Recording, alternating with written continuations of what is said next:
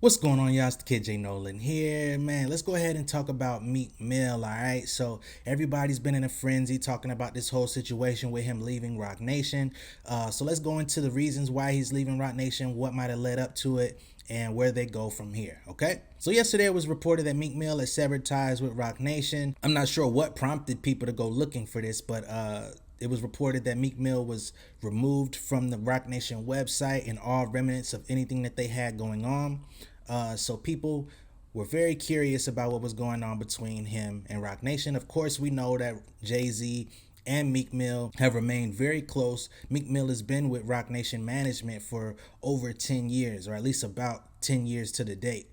You know what I'm saying? So although people may not feel like Meek Mill is all that important right now, it is a pretty big moment anytime an artist parts ways with their management after a 10-year relationship. Now, based on all of these things being true, everyone pretty much assumed that JayZ and Meek Mill were no longer in good standing. They felt like maybe Meek was going rogue, and I did too, to be honest, because when I caught wind of this whole situation, the first thing that came to my mind was, dang man, Meek Mill is kind of spiraling out of control. And the reason why I say that is because, number one, before Meek ever discussed any issues or discrepancies about his label, he had an interview with $1 million worth of game, Gillian Wallow, last year, where he said he learned a lot about the music business throughout the pandemic. He talked about all the different ways that money was being made, all the different ways that you can make money as an artist, and how to be smart with your money as an artist, etc., right? So at that point, he was on this high. He seemed like he was very confident in everything that he was saying,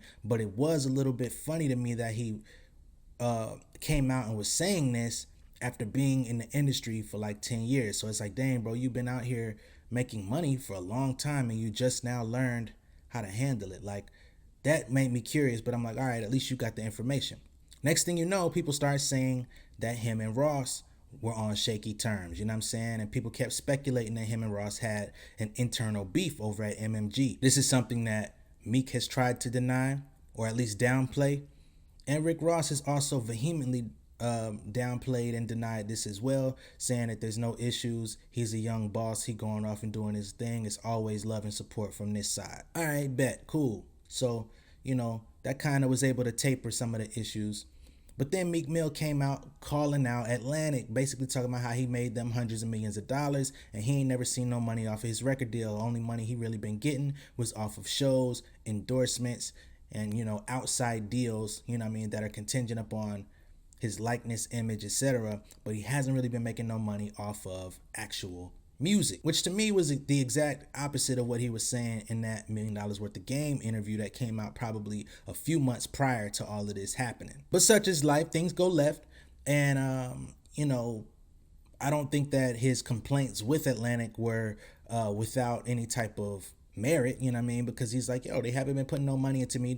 I just put an album out with these guys. They didn't promote it. I want to put out another album. They say I got to wait 9 months, which makes no sense because if y'all didn't put nothing into the last one, why should I wait 9 months to put out another one, right?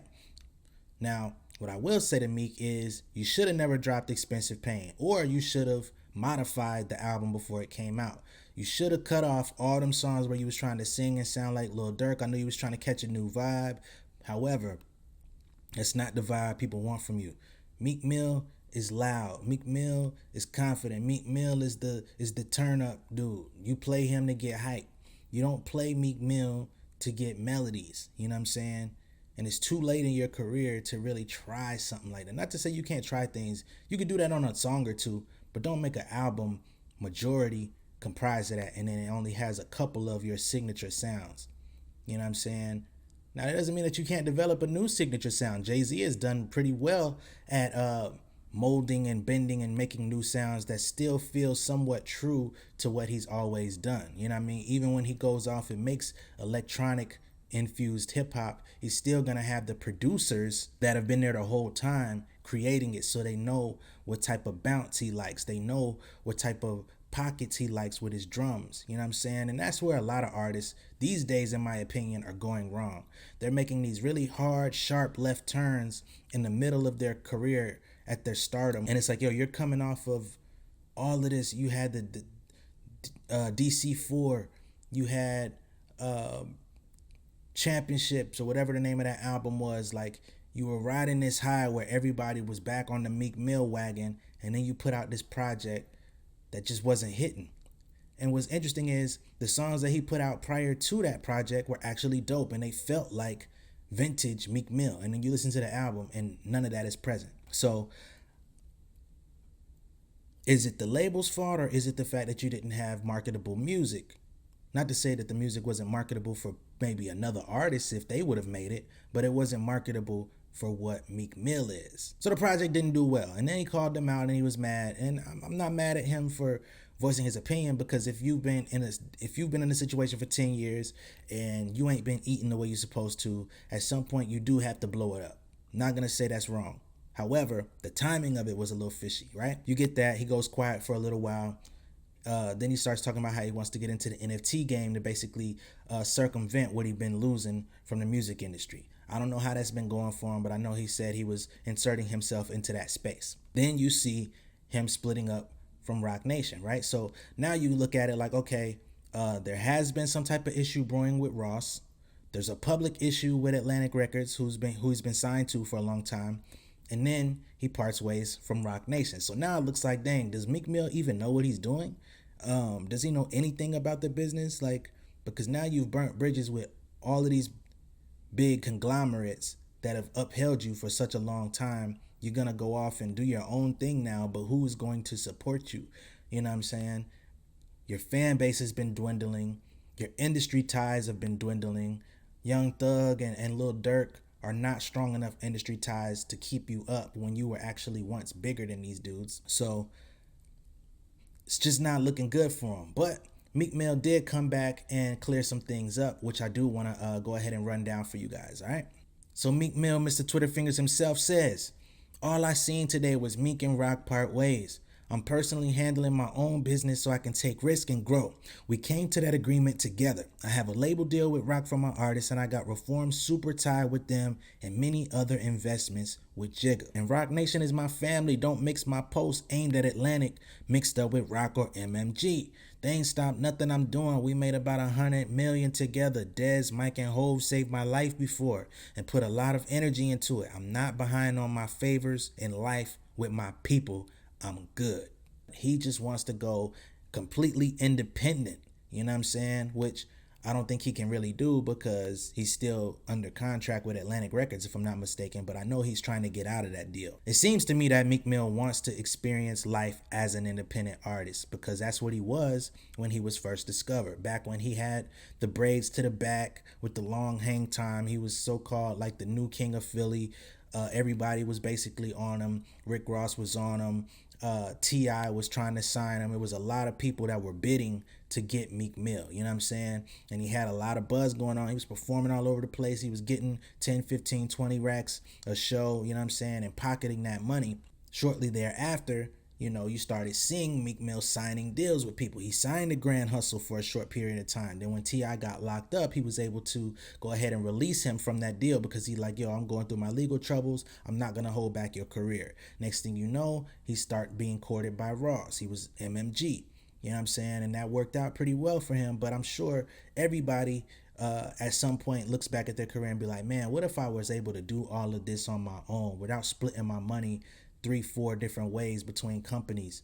How far along in life would I be? If I'm here now, how much further could I be? So I'm not mad at Meek for making that decision. However, I do feel like, I don't know how good this is going to work out for him. Now, as an independent artist, you do make a higher percentage on anything you make. So if he put out another project that basically was just as successful as Expensive Pain as an independent artist, he would make millions of dollars, right? Whereas putting out a project like Expensive Pain that only sold maybe like 79 to 80,000 copies, you know, he probably made very little, if anything, because the label probably didn't recoup on any expenses that they put into it. Couple that with the fact that I don't know about Meek Mill doing any real touring to support that album, so it's not like he made anything off of it. It's basically a glorified mixtape. The real situation is that Meek Mill's celebrity is kind of beginning to dwindle.